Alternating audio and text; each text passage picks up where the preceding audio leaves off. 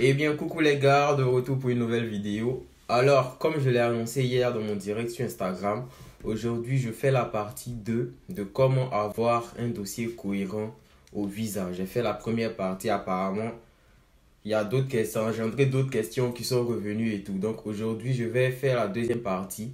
Et quand on parle de cohérence au niveau du visa, c'est vraiment au niveau de l'hébergement et de garant financier. Donc c'est sur ces points-là que je vais m'attarder.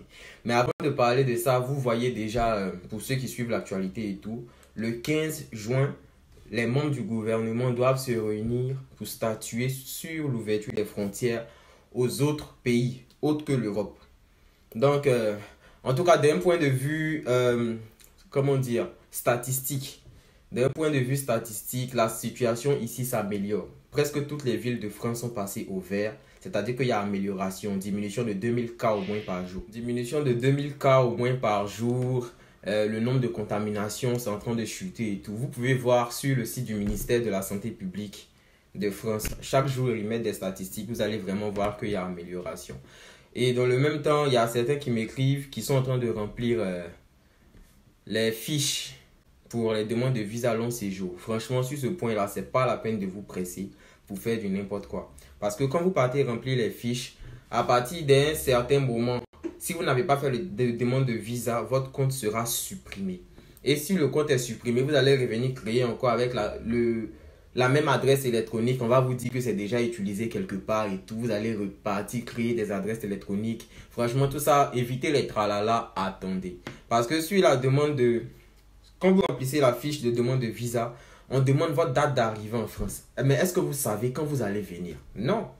Donc attendez, je vais faire une vidéo dessus. Franchement, attendez, n'allez pas faire du n'importe quoi dans le remplissage. Je vais faire une vidéo dessus. Et comme vous le savez, nous on était en compo ici et tout. Voilà, on a fini hier. Et déjà les résultats sont en train de sortir. C'est vachement rapide. J'espère qu'il n'y aura pas de session à l'horizon pour venir prendre mon temps encore. Donc, je reviens au vif du sujet après le générique.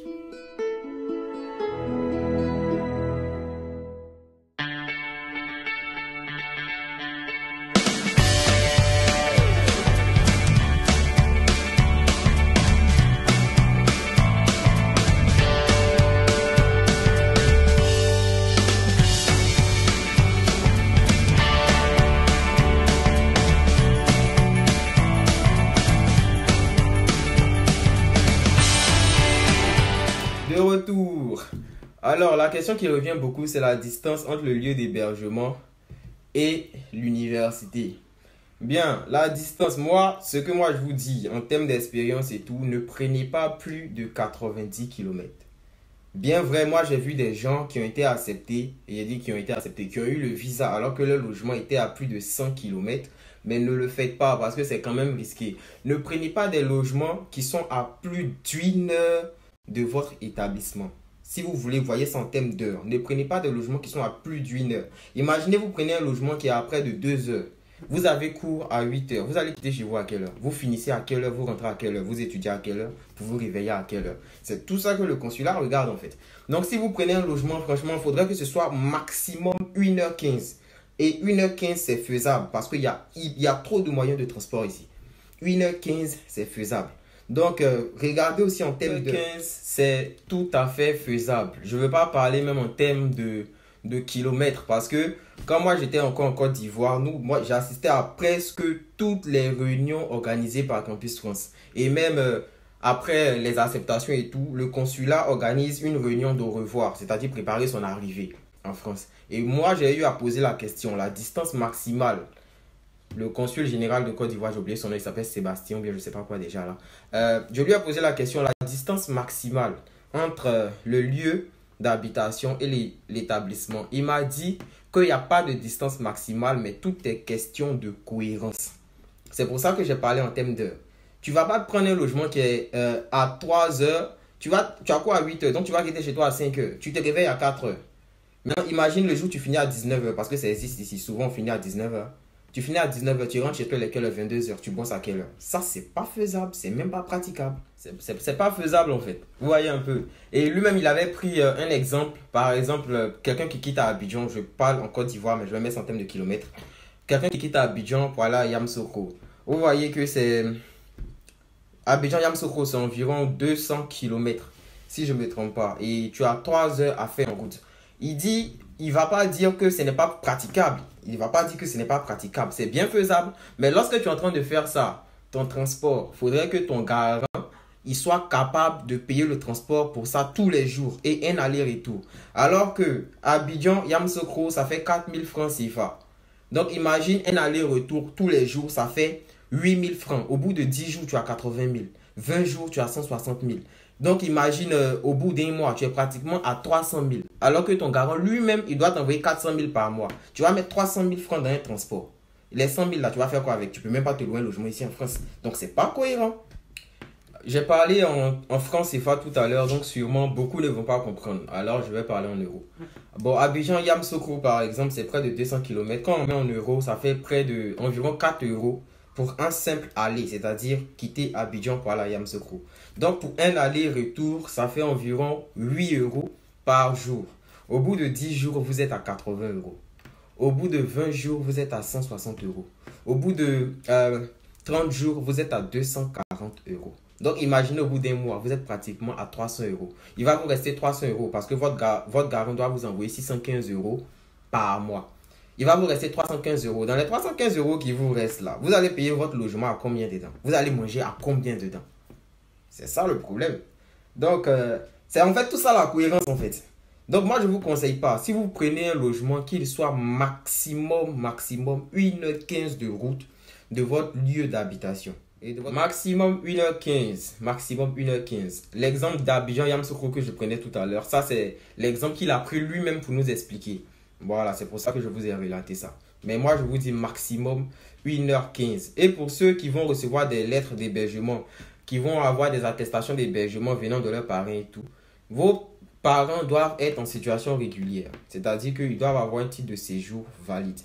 Et puis, si vous comptez habiter chez eux durant toute l'année scolaire, pour un souci de cohérence, leur titre de séjour doit être valide aussi pour toute votre année scolaire. Parce que si ce n'est pas valide pour toute votre année scolaire, on considérera qu'ils seront après en situation irrégulière. Donc, vous ne pourrez pas habiter chez eux. Après, vous allez où? Problème. Donc, si vous avez des parents qui ont actuellement des récépissés de titre de séjour, parce que ça met un temps fou à sortir. Si vous avez des parents qui ont des récépissés de titre de séjour, le récépissé il dure 3 mois. Vous faites une lettre explicative pour dire le récépissé il dure 3 mois. Donc vous ne pourrez pas habiter plus de 3 mois chez eux. Vous voyez un peu le truc. Donc ça vous faites une lettre explicative pour dire que vous allez habiter chez eux durant au moins 3 mois. Bon, pas durant au moins 3 mois. Pour au maximum 3 mois, le temps de vous trouver un logement, soit au Crous, soit chez particulier. Vous voyez un peu. Ça, vous pouvez le faire. Parce que si vous êtes chez eux alors qu'ils ont un récépissé, vous pouvez rester chez eux seulement pendant 3 mois. Parce que le récépissé, il dure 3 mois. Vous voyez un peu. Mais en même temps, ce que je suis en train de vous dire, je vous dis ça sur les réseaux sociaux. Donc, tout le monde va faire la même chose.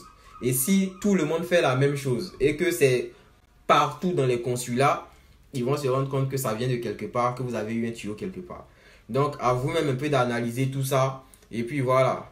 Mais si vous voulez rester chez quelqu'un, il faudrait que son titre de séjour fasse au minimum 1 an. Au minimum. Au minimum 1 an. Sinon après, si ça fait moins, à vous d'adapter comment vous allez faire votre lettre, comment vous pouvez expliquer au consulat et tout. Voilà, parce que pour ceux qui ne savent pas, lorsqu'il y a une situation qui est un peu ambiguë, le consulat ne réfléchit pas à votre place. C'est pour ça qu'on fait des lettres explicatives pour expliquer la situation, que voici ce que je compte faire, ce que je compte faire. Le consulat, ceux qui vont traiter vos dossiers, ce sont des hommes. Donc, ils peuvent vous comprendre.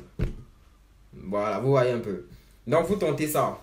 Et puis, la question qui revient, c'est au niveau du garant financier, c'est est-ce que ceux qui postulent à l'université privée, est-ce qu'ils doivent faire une attestation de virement irrévocable de 615 € juste ou bien ils doivent faire plus vu que leur école coûte cher? Que vous soyez au privé, au public, c'est 615 € minimum. Des gens du privé peuvent faire une attestation de virement irrévocable de 615 € et avoir le visa. Ça se passe. Ça passe très bien même. Parce que les gens ont tendance à dire oui, c'est au privé, votre école coûte cher, donc vous devez faire une attestation de virement irrévocable d'au moins 1000 € et tout. Souvent, vous partez faire attestation de virement irrévocable de 1000 € et puis on vous colle motif 4.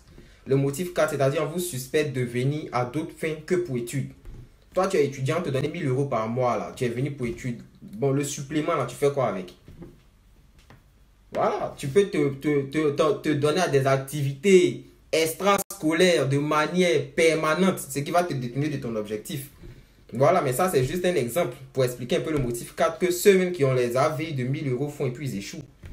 Voilà, vous faites plus, il y a des surplus énormes. Vous faites quoi avec? Et puis, ce que vous devez savoir, en fait, l'AVI n'inclut pas le prix de votre scolarité. Non. L'AVI, c'est juste pour pouvoir manger, payer votre déplacement, payer votre logement. Sinon, 615 euros par mois, là, vous ne payez pas la scolarité chaque mois. Les 615 euros que le consulat demande même aux gens du public, là. Les gens du public, ils ne payent pas la scolarité chaque mois. Dès que tu arrives, tu soldes tout un coup, paf, c'est terminé. Donc, on devait dire 615 euros pour le premier mois et puis 300 euros pour les autres, vu qu'ils ne payent plus la scolarité après. Mais non! Les 615 euros, l'attestation de virement irrévocable, encore appelée AVI, ça prend en charge seulement votre vie quotidienne. Logement, nourriture, transport et tout. Ça n'a rien à voir avec votre scolarité. Si vous payez, vous partez d'une école privée, c'est que vous avez les moyens de payer. Ils ne vont pas aller vérifier est-ce que ton garant il touche 15 millions pour pouvoir payer l'école privée. Non, tu as payé la compte, c'est que tu as les moyens de payer. Voilà, c'est un peu ça. Donc ne pensez pas que parce que tu es au privé, tu dois faire les AVI avec mention oh là là. Non.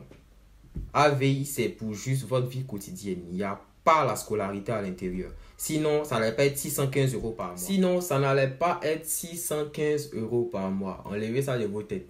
Voilà. Moi, j'ai trop vu des gens qui sont ici, qui ont fait des AVI de 615 euros au privé, qui ont un visa. C'est pas nouveau. C'est pas maintenant, ça va changer. Maintenant, le souci avec l'AVI aussi, ça doit être un truc de cohérence. Par exemple, toi, tu viens en Île-de-France, à Paris, par exemple. Et puis, c'est bien vrai que le consulat dit ton garant va t'envoyer 615 euros par mois. Mais toi-même, tu es à Paris, là. Tu as un logement de 500 euros. Et puis, donc, quand tu as fini de payer ton logement de 500 euros, là, les 115 euros, là, tu as fait quoi avec? Tu as mangé 115 euros pendant un mois, c'est pas possible. Tu vas payer ton déplacement dedans, tu vas payer ton internet dans 115 euros. C'est pas possible, c'est pas cohérent. Donc, si vous avez des logements de 500 euros, prévoyez au moins 215 euros de plus là-dessus. Voilà, comme ça peut rentrer dans les normes. Tu as un logement de 500 euros. Tu fais AVI par exemple de 750 euros. Ça peut passer, ça, il n'y a pas de problème. Vous voyez un peu. Maintenant, tu as un logement de 400, par exemple, tu as un logement de 400 euros. Tu peux laisser les 615 euros parce que ça te fait toujours 215 euros de plus que tu peux gérer d'une très bonne manière à ce que voilà, tu puisses suivre. C'est un peu ça. Donc, franchement, ne vous embrouillez pas. Le niveau de cohérence, c'est pas sorcier. Vous-même, asseyez-vous et puis essayez d'analyser un peu comment ça se passe. Voilà, essayez d'analyser. Et puis, n'importe qui peut être votre garant. Sauf si, dans la procédure de votre pays, on vous demande un livret de famille. Si on vous demande un livret de famille, c'est-à-dire que vous devez prouver que vous êtes parenté à votre garant. Et là, il y aura problème parce que vous ne pourrez pas prendre n'importe qui comme garant. Sinon, si on ne demande pas de lien de parenté, même votre parrain de baptême quand vous étiez petit ou je ne sais pas quoi, il peut être votre garant. Ça, il n'y a pas de problème pour ça. Voilà. Et votre garant aussi, s'il est en France, il doit respecter les conditions. C'est-à-dire que son titre de séjour doit être valide pour au moins 1 an. La durée de votre étude, en fait. Son titre de séjour doit être valide pour minimum 1 an. Parce que quand vous venez, vous allez faire 1 an avant de renouveler votre carte de séjour. Donc, durant ce temps-là, son titre de séjour doit être valide s'il est en France. Donc, c'est un peu ça. J'espère que la vidéo vous aura aidé. Je compte sur vous pour partager et puis liker la vidéo et tout. N'oubliez pas de vous abonner à mon compte Instagram pour ne pas rater mes directs et les informations que je fais passer à chaque moment. On est ensemble les gars.